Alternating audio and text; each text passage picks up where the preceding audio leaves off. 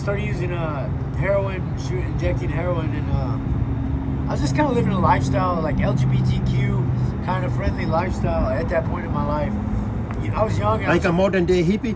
Yeah, modern day hippie. I was a homosexual. I was an open homosexual at that time in my life. Okay. And were you experimenting?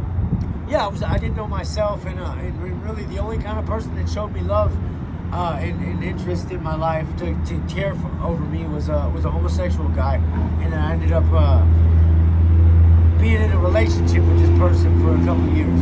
But you said earlier that you haven't had much luck with women, even though you were raised by one.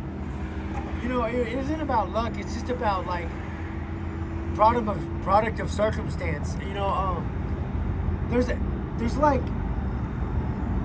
I guess there's a purpose in every person's life when they belong to God. So when you had a child with a woman who is what, 8 years older than you? 7 years older than you. Yes, sir. And you are a teenager, barely. Yeah, 17. Not even hair on my face. Yeah. Yeah. Do you think that's some kind of trauma that snowballed into? I think honestly, it's I really just wanted to know what sex was and what it was about, and so I opened myself up to whatever would be given to me. I settled, and I wasn't happy. I loved her at first, but then she showed me a different side of herself, and it kind of hurt my heart, but hurt my feelings. And at that point, I didn't know what love was, you know, because I had never really experienced it. Yeah. And I don't know. I guess it's just the whole truth, you know. So do you think that opened you up to that level of vulnerability and also to the willingness to explore the other side? Well, one more. You smell nice. Thank you. Thank you. Thank you. That's what the girls tell me. What's going on there? I'm starving. What are you making? This ramen noodle soups. Would you like one? No, you can spare that. We can get some good food later. All right. Yeah. Man, you look healthy. What is up? I just looked at you properly now. You look Hi. good. Good to see you, man. What is your name? It's Uriah Thomas Hoskins. Thomas? Uriah Thomas Hoskins. Uriah means God is my light, the Lord is my light. Yeah. Thomas is the name of a trustworthy man, or doubting Thomas in the Bible. Yeah. And Hoskins, they were known. They made the bra. They invented the bra. It's Oskin, is in English is how they pronounce it. Oskins, and they're the inventor of the brassiere. No way. Yes, sir. How do you know all that? I just researched on the internet when I was younger. Where did you grow up? 2 places. Yeah. Austin until the age of 13. I went to Cunningham Elementary, Odom Elementary, Bailey Middle School, and I opened up Aikens High School when they opened that brand new high school. I know Atkins. Yeah, that's a big school. Aikens Eagles. Yeah. And from there, my guardian, Rhonda, she's like a mother, but she's not my mother. She's Yeah. my mom, basically like an auntie or something. She took us to Waynesville, Missouri, where her dad and mother were stationed for retirement. The Corps of Engineers was my grandfather, and Your father was in the Corps of Engineers? well, her father. Your grandfather? Yeah, he adopted me like a grandfather. Ah, okay. That was during JFK days? No, I was brought back to this earth on 1987, July 27th. Oh, okay. But there's seemingly so off the beaten path. There's been other sightings of me, just like the Elvis or Tupac. I was about to ask you that. When you say you were brought into this earth in 1987, so you believe you are reincarnated? Eternal. Eternal. Yeah. Your life has no beginning, has no end.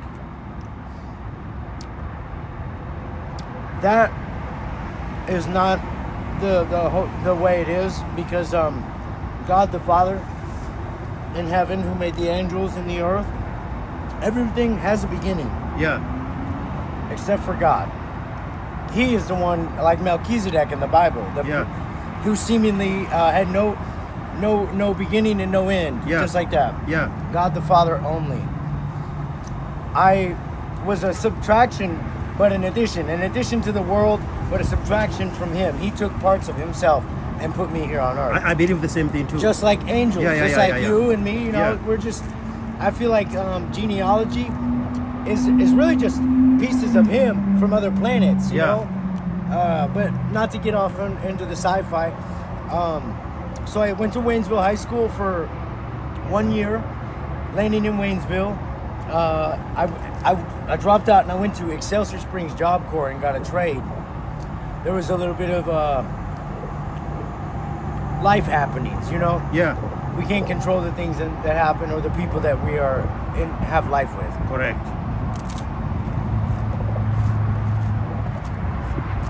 So, without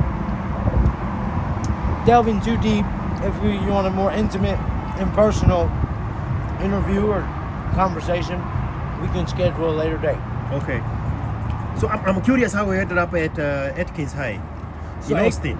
Atkins High, I started at Cunningham Elementary. Yeah. We had an apartment at Hunter's Glen. This was 90... Wait, Hunter's Glen, where is it? Hunter's Glen on Menchaca. On Menchaca. Yes, sir. It goes Menchaca and I think it's Alfred. Yes. Yeah, Alfred and Menchaca. There's a Cunningham Elementary, and we lived at Hunter's Glen right across the street. Yeah. And Rhonda Neff was my guardian, and my brother's name was Sean. From a different mother. Same mother, different fathers. But no, she's not my mother. She was my guardian. Yeah, but the brother was from him? From her? Yeah, from her. His dad's name was William Glenn Bell, and my earthly father was Jack Edward Hoskins.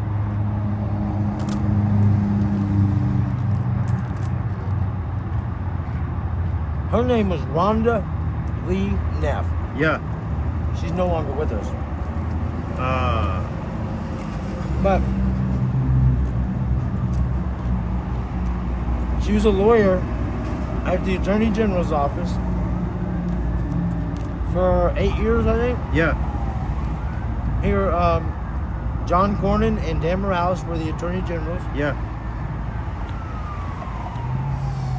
That's before John Cornyn ran for state Senate. For U.S. Senate. U.S. Senate. Yes. Yeah. And then Greg Abbott became the Attorney General for a while. Who? Greg Abbott. Yeah. After we left. Okay. Greg Abbott is now running for governor. He is the governor, yes. Okay. Yeah. The guy in the wheelchair. I have not met him yet. Yeah. I saw him giving a talk, though. Yes, he is a very smart guy. I've met him. Is he nice? Oh yeah. Yeah. He came to a restaurant where I was. Okay. And I approached the security and I said I wanted to give him a note. And he said, oh, no, come sit here. And we had a very lovely talk. Yeah. Very warm guy. Okay. Yeah. Stuttgart, Germany is where I was birthed. West Bad-Kenstedt Hospital. Germany, Stuttgart. In this life or a different one? 1987, 7/27, 1987. I was born abroad. I have dual citizenship. I have to check. Your biological father was in the service? My biological father is God. And only can I show you his works. That's my name. You can look at it on the camera if you want. I can? Yeah. Full disclosure. Korea. Yeah, that's actually how it's pronounced. Hoskins. A lot of people don't know. I's are E. E's are eh. Wow.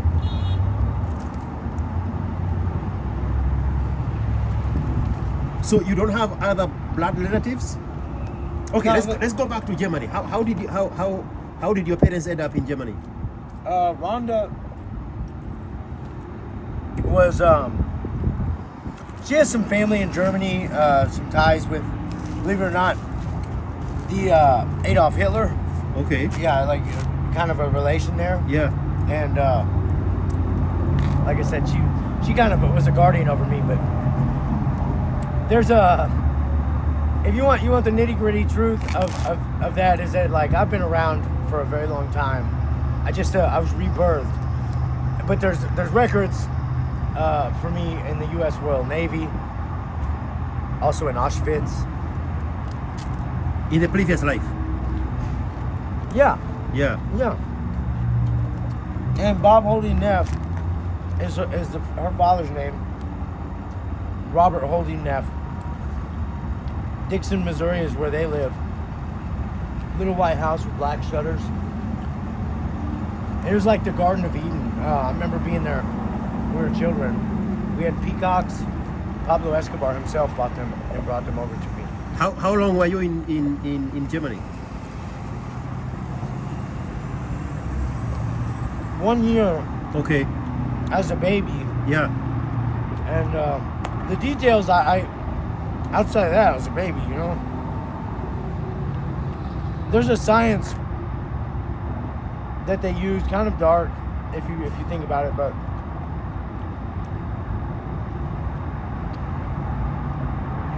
if you go to vital records and death certificates, you might just find that you talked with Jesus tonight. There's literally a death certificate on file. True story. You? My death certificate on file. Yeah. Well, your death certificate. Uriah Thomas Hoskins. You are not saying it's you. I mean, it couldn't be anybody else. Yeah. They have. You know, the body is 4 parts: Okay. water, flesh, spirit, and soul. Your soul is this or there. You know, the devil owns you or God holds you. Yeah. What you put into life, the spirit of the thing, is what you get it back. You know, like Yes. loving your neighbor as yourself. It's the law of reciprocation. The law of reciprocation. Reciprocity. Can two walk together unless they be in accordance with one another? Amos 2:2. Yeah. Or Amos 3:3. No, you really can't. It's like you cannot serve God and money. Money's a tool. Drugs are a tool. Yeah. You know, it's like a person doesn't use morphine to, I mean, people use it to get high, but when you're in pain, they use it like to satiate the pain. It isn't a drug at that point. It's a necessity. Correct, Oh my God, correct. I'm in pain. You know? Yeah. It's a drug when you are having fun and Recreationary. but Yeah. when you're in pain, oh my God, give me that. You know, and now you're just normal. So you finish Atkins High.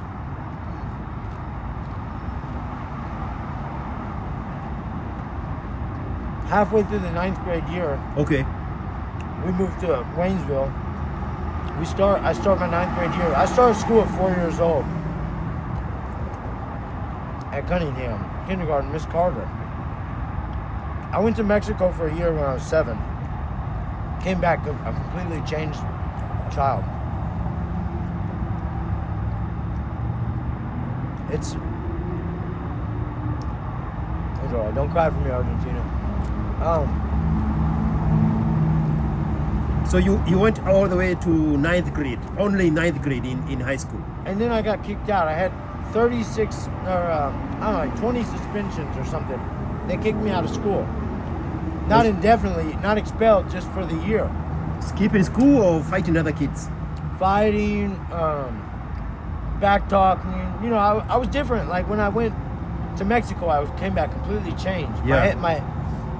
Even my head shape was different. Okay. I was not at his disposal or his doing, but the people around me, because I'm different. Yeah. You know, if it lights up, I'm from heaven. I'm from God. Yeah. And not to be grandiose or put on airs, but you can't. As a child, you know, it's the people around you. Sometimes they're good, sometimes they're bad. But you have to accept them, or hopefully somebody will rescue you. So you are 37. 37. What have you been doing since you turned 18? Okay, since the age of 18, I turned 18. I went to Bazooka's Gentlemen's Club in Kansas City on my 18th birthday. I got pulled up on stage and humiliated when embarrassed, really.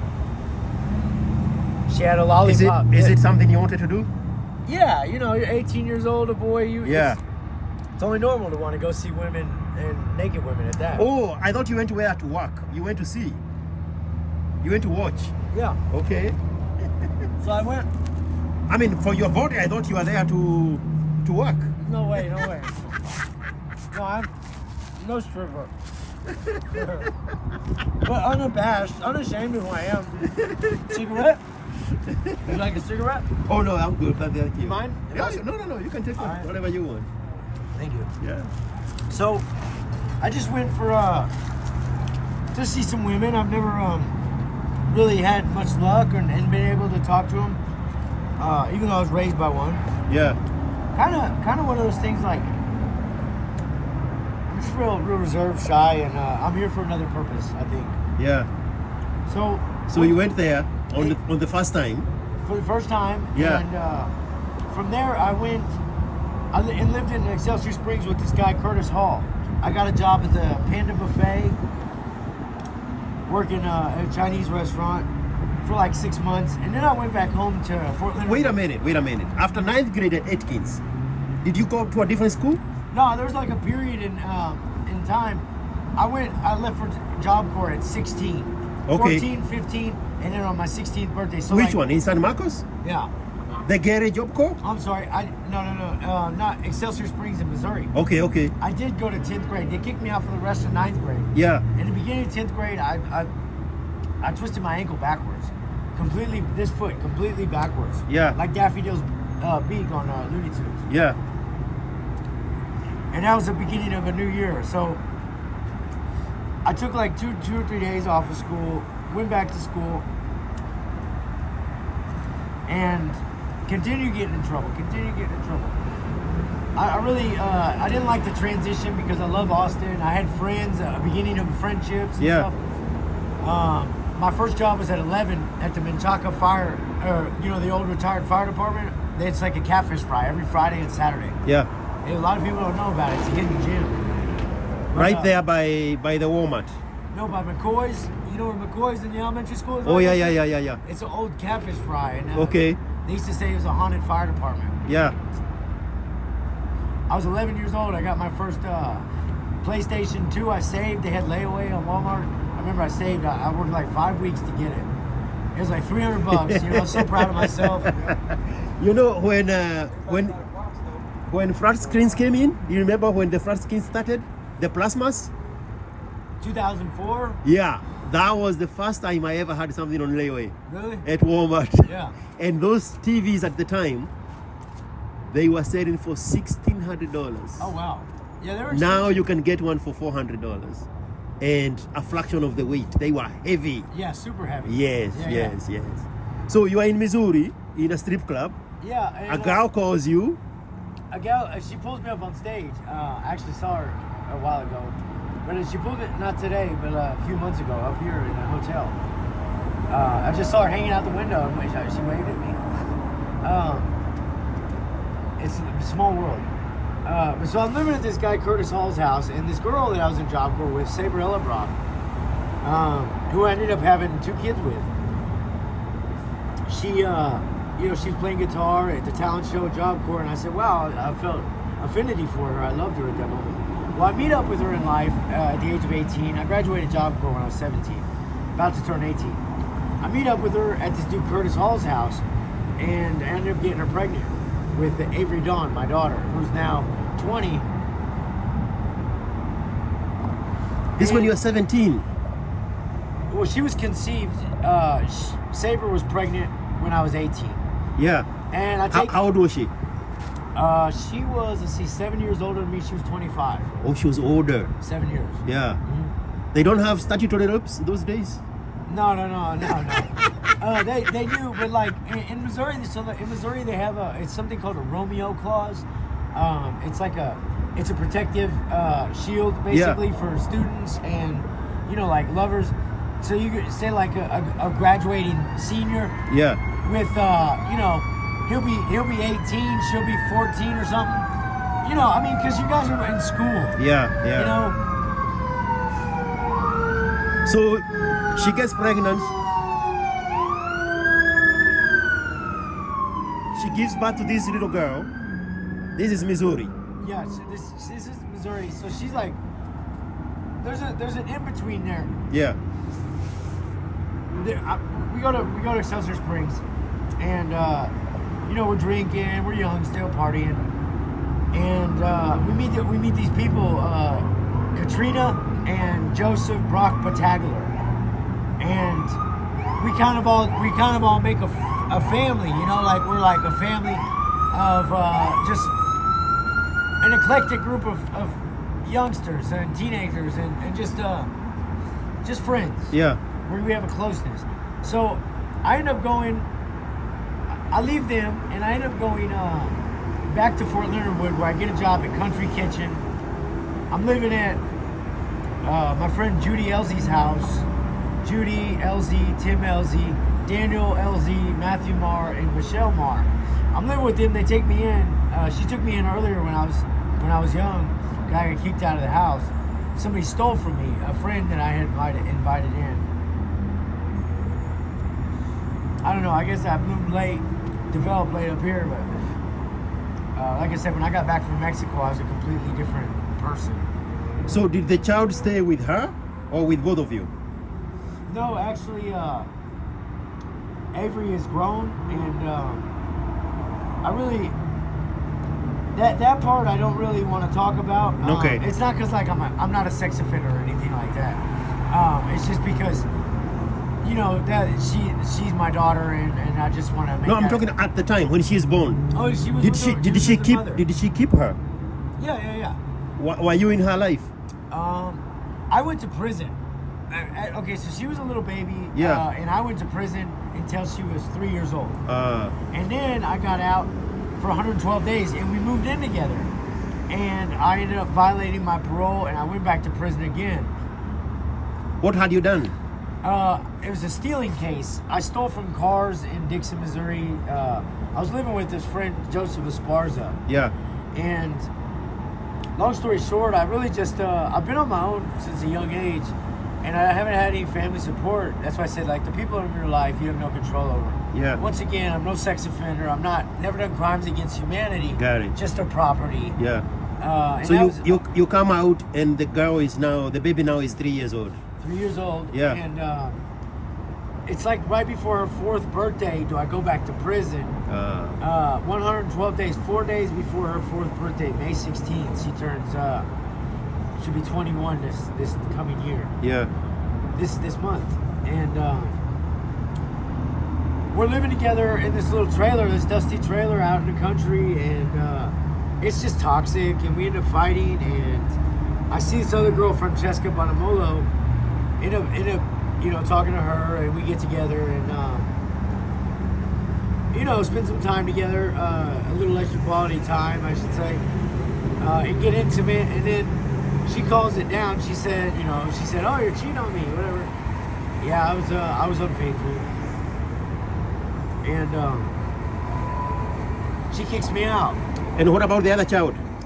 Oh, Uriah was born October 18th, 2006. No, Avery was born 2006. Uriah was born 2013. Let's see, 2013. 06, May 16th, 06. 2013, October 18th. That puts them 7 years apart, 7 years apart. 6 and change. Yeah. From the same mother? Same mother. Yeah. I get out of prison, and she makes a home for me to come be daddy again. And it just didn't work. I told her, I said, hey, Saber, this ain't me. And I ended up going back to prison. For this time I went for a burglary. 2010 I went for the burglary. 2013 I got out and we made Uriah at the new place she had made for me. This is still in Missouri? Yes.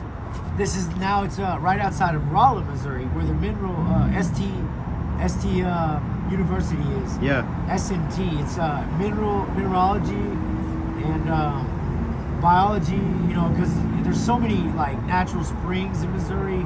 wildlife. We do Guadalupe, all kinds of river, Gasconade, Big Piney, Little Piney. It's all natural rivers, lakes, everything's beautiful out there. Yeah. But it's like for old people, you know. For young people, it's just It's boring. yeah, you know, like Yeah. the military base adds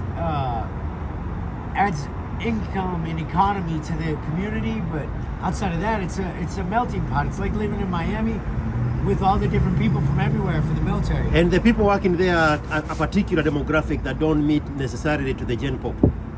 Once again, The people who work in those facilities, they are a particular demographic.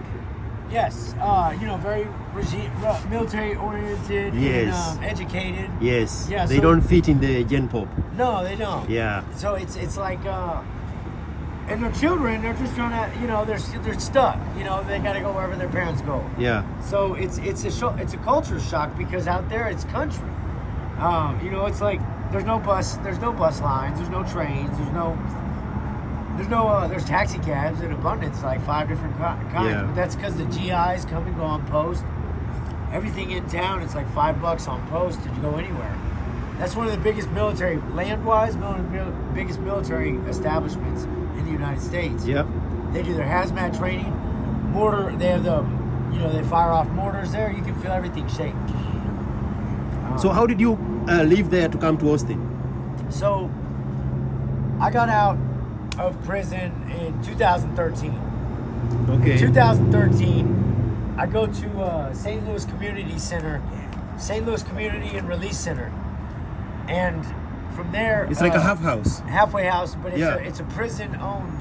Department of Corrections owns it, runs it. Okay. And so basically out there, it's if you leave and you don't come back, they violate you and send you back to prison. So I went there and I was there for 6 months. I was using drugs. I started using heroin 4 months. I started using heroin, injecting heroin, and I was just kind of living a lifestyle, like LGBTQ kind of friendly lifestyle at that point in my life. I was young. Like a modern day hippie? Modern day hippie, I was a homosexual. I was an open homosexual at that time in my life. Okay. And Were you experimenting? yeah, I didn't know myself, and really the only kind of person that showed me love and interest in my life to care over me was a homosexual guy, and I ended up being in a relationship with this person for a couple of years. But you said earlier that you haven't had much luck with women, even though you were raised by one. You know, it isn't about luck. It's just about like product of circumstance. You know, there's like, I guess there's a purpose in every person's life when they belong to God. So when you had a child with a woman who is what, 8 years older than you? 7 years older than you. Yes, sir. And you are a teenager, barely. Hey, yeah, 17. Not even hair on my face. Yeah. Yeah. Do you think that's some kind of trauma that snowballed into? I think honestly, it's I really just wanted to know what sex was and what it was about, and so I opened myself up to whatever would be given to me. I settled, and I wasn't happy. I loved her at first, but then she showed me a different side of herself, and it didn't. It kind of hurt my heart, or hurt my feelings. And at that point, I didn't know what love was, you know, because I had never really experienced it. Yeah. And I don't know. I guess it's just the whole truth, you know. So do you think that opened you up to that level of vulnerability and also to the willingness to explore the other side? I think on one end, it was God's judgment, you know, because like, I guess somebody in my life once told me that they prayed when I was younger that I would have to know what it was like to be gay, to bear their cross of judgment of and then I'd have a better understanding because this guy my mom went out with these people one night and didn't come back. Rhonda, she wanted to try math with them, and one of them was the angel Ariel, who protects children. Well, Ariel put her down like a dog, and God, she was late coming back, so God brought her back to life. That's what angels do. Yeah. When they protect the children. Yeah. They will take your life. You know what I mean? Yeah. So they took her life, and there's evidence too, because God showed me where she was buried, and the police, it's known, but God brought her back to life. True story. And how old were you at the time? At that time, I was, I think I was like 12. Oh my. Yeah, and Disco Dick being the angel that ushered her home, brought her home. Because you know when the bye-bye man comes sees you, the angel from heaven that protects God's little children. This is just the way things work. In the alpha, predominant, prehistoric and barbaric world we live in, it's real like that, you know. So when you say you experimented with homosexuality, Okay. you know you are not homosexual, or do you feel that you are bisexual? No, I'm helplessly heterosexual, but I never really had anybody care for me. And this person, one, they had drugs. Two, they just picked me up like on the side of the road. I was in Kansas City homeless, and I met him I think in 2000 and I want to say 2007. You are 30. No, not 2010 I met him. So you are Oh shit. no, you're not. You're 21. 21. Yes. 21, yes. Yes. Long time ago.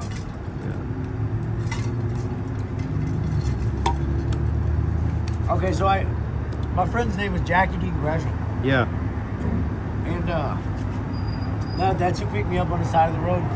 We were at this gay guy, Rocco's house.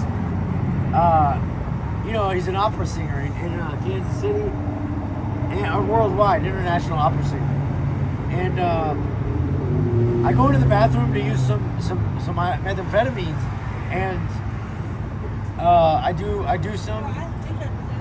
Say that again. You have tickets for sale. T-shirts. Probably another time. So this guy Jackie Dean pops his head in the bathroom and says, "Are you okay?" Because I guess I overdosed or flopped or something. I don't know. Who supplied the drugs? At the house, my friend Jerry DeMint. The one who picked you up.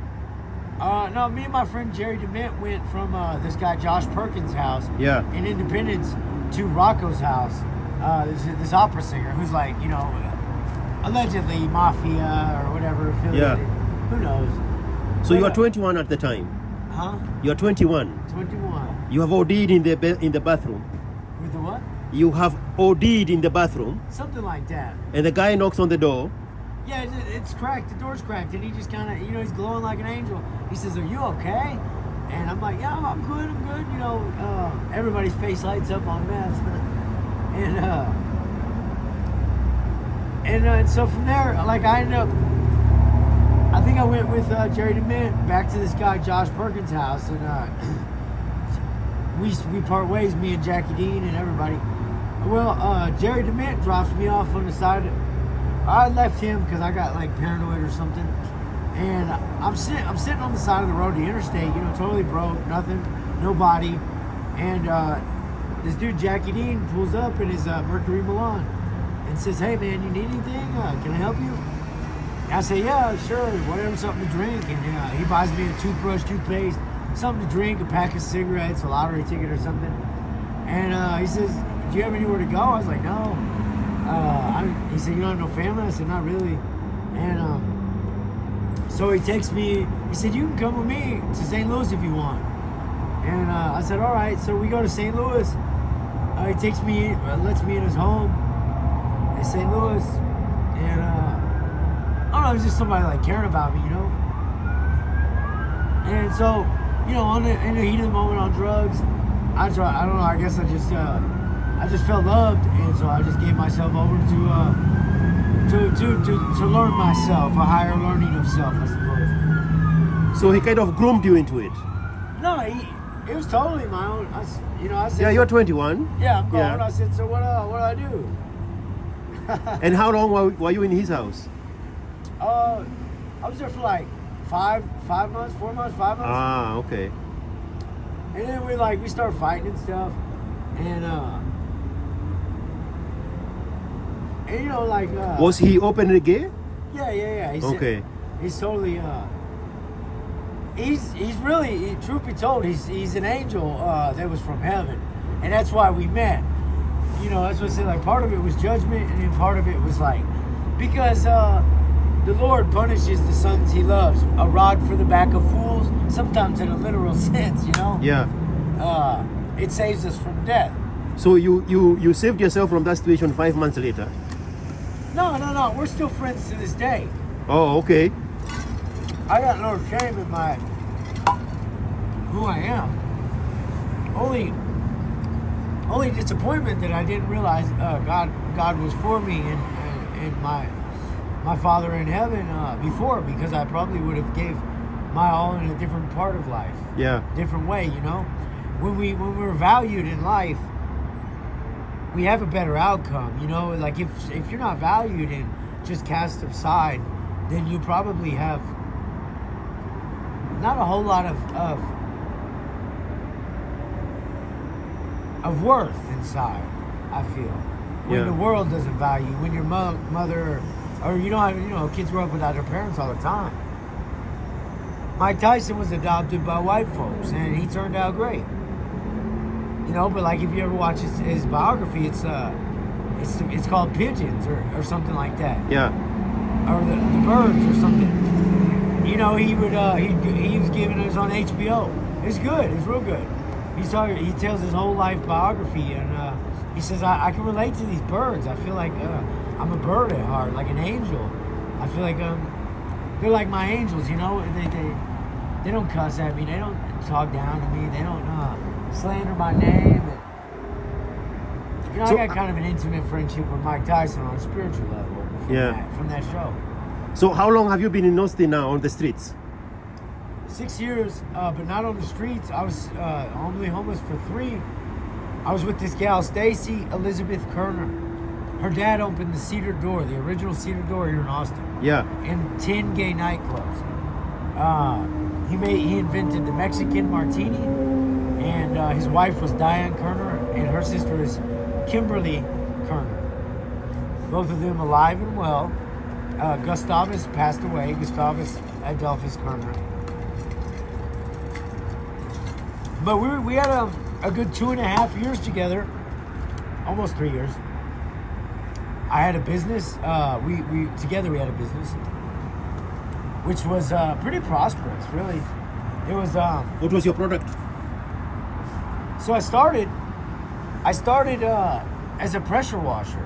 You know, doing pressure washing gigs. Yeah. And one day, when I quit working for this guy building custom decks and fences, Todd Radijak, Texas Custom Deck and Stain is the name of his business, LLC. I stopped working for him because we had a falling out, like we were arguing. Yeah. And I said, you know, I can do this myself. So I went home. Hello. I went home and give me a sec. I went home and I told Stacy, I said, you know, I want to start my own business. And she told me, she said, go to Home Depot. You can have whatever you want. So I go and I buy a pressure washer. We had been together now for like 3 weeks. She had real good credit, and I hustled hard. Like, I made good money. And I worked at County Line on the Hill, Max's Wine Dive, for John Green Construction, building homes and remodels, and then Todd Radijak. And then I said, I'm going to work for myself. So I got a real license, limited liability company. I got Nadeem Poonwalla from Nadir Poonwalla's certified public accountant out of San Antonio. They were a client of mine from a job. This happened 6 months later. But I was hustling hard, working my butt off, and I started with one pressure washer. Were you doing strip malls? No, only residential at this time. Okay. And so my first fiscal year, I ended up making $87,000. And my second year, I make $120,000. And my third year, which was 2.5 years, It wasn't a full 3. I only made like 55 grand. But I had like 2 or 3 jobs going right before we broke up. And so I finished those jobs and I said, hey, I'm done for a while. I gotta take some me time. Yeah. Well, I got real heavy. I didn't use any drugs the whole time we were together. And I got real heavy into, because I was so heartbroken. Yeah. I love this girl. Into heroin and methamphetamines. And I was doing like an 8 ball of black tar heroin a week and a 7 grams of meth a week. Or like every other week, I'd polish off 7 grams of meth. Maybe like every 9 days or so, but I had only like $3,500 in the bank because I gave her all the money all the time, and she just put it away and paid off all her debts, and that's cool because we were together. We were about one relationship, a couple, and I provided, and it made me feel like a man. That's the definition of a man in America, in my opinion. Yeah. It's the man provides, a woman gets the lunch, is ready for breakfast, makes dinner. We cook together, dance. We go dancing, broken stove, go on dates. We'd always go on dates and stuff. Went out to dinner all the time. But life was good for a little bit. I felt like a wealthy man. You know, I never had so much attention from a woman in my life, and I loved her. I really did. I truly with all my heart. But she was 18 years my senior. She almost went Olympic in diving. She used to dive with Greg Louganis. The one you did business with? Yes, Stacy Elizabeth Kerner. She's my girlfriend. You know Greg Louganis? She's 18 years older than you. Yes, sir. And the mother of your children was 7 years older than you. We met in Port Aransas when I got off a shrimp boat. I came from Fort Myers, Florida. Which one? The one in the business or the mother of your children? No. Stacy Elizabeth Kerner I met in Port Aransas at Shorty's Bar. Yeah. After I gotten off a shrimp boat from Fort Myers Beach, Florida, we went up along to the Texas Open to shrimp.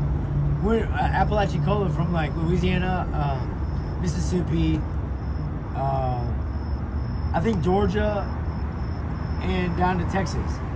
It's the Apalachicola. It's like the Appalachian Mountain line that leads to Lake Pontchartrain. Yeah. The Bay of Louisiana. That's Louisiana's Bay. Mississippi Gulf, the Gulf like Biloxi, right on the Gulf. Yeah.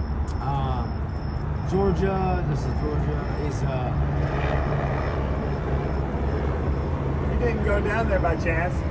This is as far as you got. Yeah, he wanted to talk to me. I'm just curious. No, I haven't been down there yet. I kind of got a little delayed over there myself. I don't like to smoke cigarettes. I'm hungry. I got 75 cents. They have honey buns in here for $1. Anybody got a quarter? I got a buck, I think.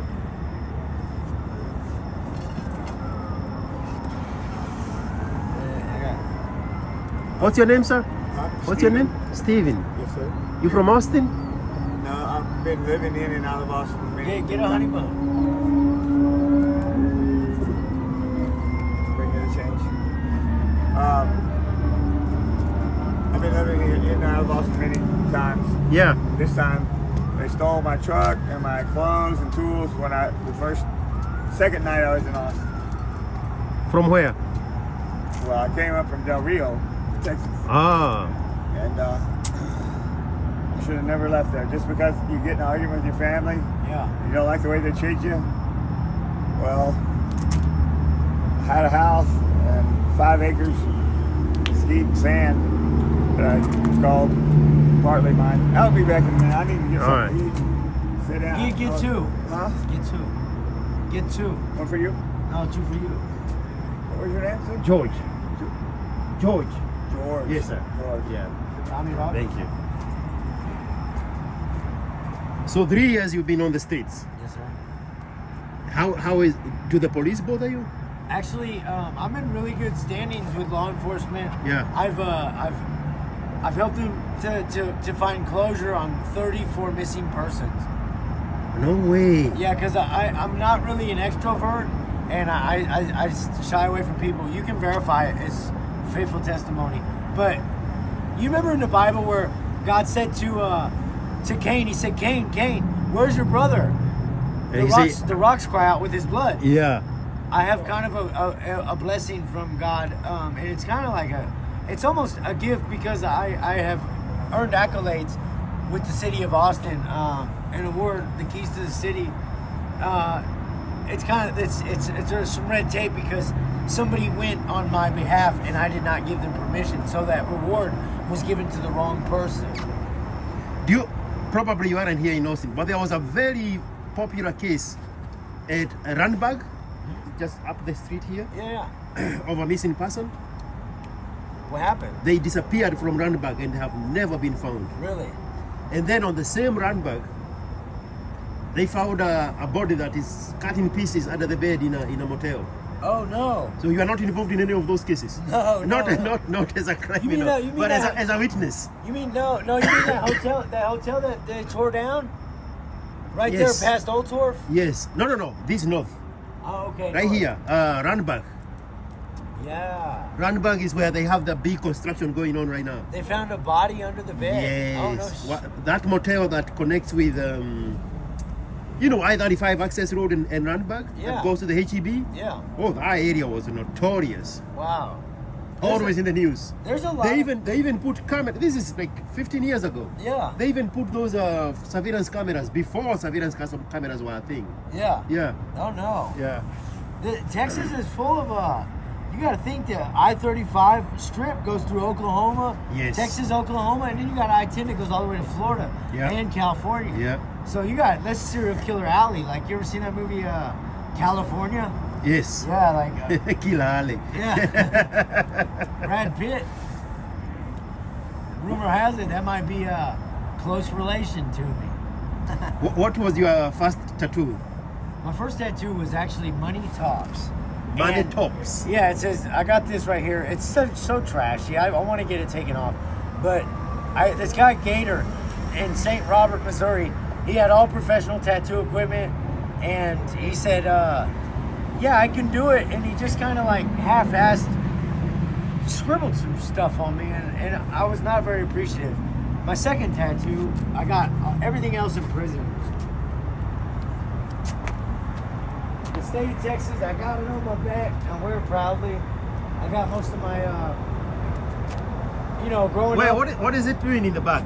It says Lone Star State with a Bevo. Is it smoking on the bottom left? Just like smoke coming out of his nostrils, Ah. Or dust, like dust clouds. Yeah. It's got a spur. Yep. And a cowboy hat. Lone Star State it is. Yes, sir. Yeah. The best state in the world. I'd say God bless this state with his own hands. Such abundance and prosperity. A lot of truth to that. Yeah. Yeah. And this one I got. This was my second one. George Simpson did this in prison. What does it say? One what? No, this one right here. This one I did myself. One deep. It says I did this in 2010 in Fulton Reception and Diagnostic Center in Missouri, going back to prison. Yeah. My friend CJ Ward, he kind of went over a couple things, and he was drunk, so I told him to stop. This one George Simpson did. This one Michael Wilkins or Polo. He has a professional tattoo shop somewhere. Does it have a meaning? Well, yeah. So this is like the God, the angry, jealous God, who holds death right where it's at. Creation. He said, "Man, I made from the dust." And it's just, I don't know. It was in a tattoo book, and it's just a bunch of little pieces I put together. I could spin you a yarn about what it means, but really just a foolish kid trying to get some things. I love stories about tattoos because they always carry a meaning. Yeah. Yeah. And I got this one later in 2012. Hard luck on the back of my legs. Yeah. It just basically like karma is your karmic good fortune is your luck. What you sow, you reap. I'm going to let you know what it's wrong. I had $2. I went another route. I got a couple of suits. They're in the microwave. I got to watch them. So I'll be right back. There is a karmic good fortune that we receive. Yeah. And you don't always get it back right away. Sometimes you get it back 20 years later.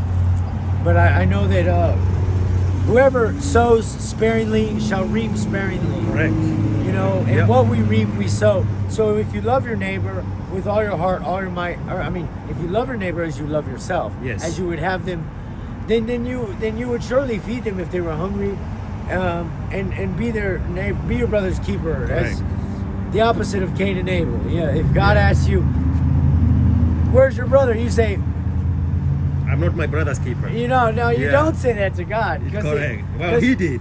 Yeah, he did, and that's But why. where did he learn that from? He was the first natural man. Well, he was, he's number one. He was the elder son. And, you know, the only reason he killed his brother was this. There's two meanings to the word sacrifice. You sacrifice your time, or you sacrifice yourself. You know, to be selfless is to give without sparing. To be selfish is to give out of obligation. I feel in aspects of giving. Yeah. You know, the selfish giver. Okay, well here I'll just here you go. That's why God says, "Do not eat the food of a begrudging host, because you will just you'll vomit." They're always worried about the cost. You know, so it's like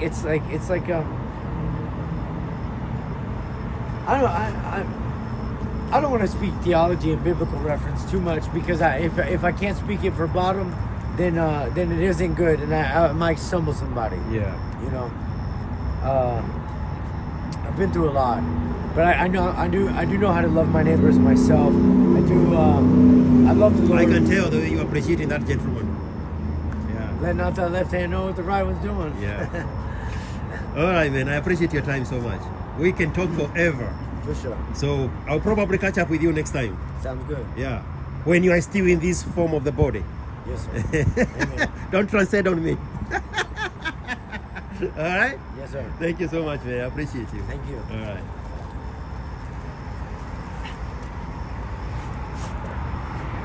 Thank you. Thank you, man. Have a good one. You too. All right, man. One more. You smell nice. Thank you. Thank you. Thank you. That's what the girls tell me. Amen. Hey, maybe we'll go to the strip club one day. All right, man. Stay safe. Thank you. Bye.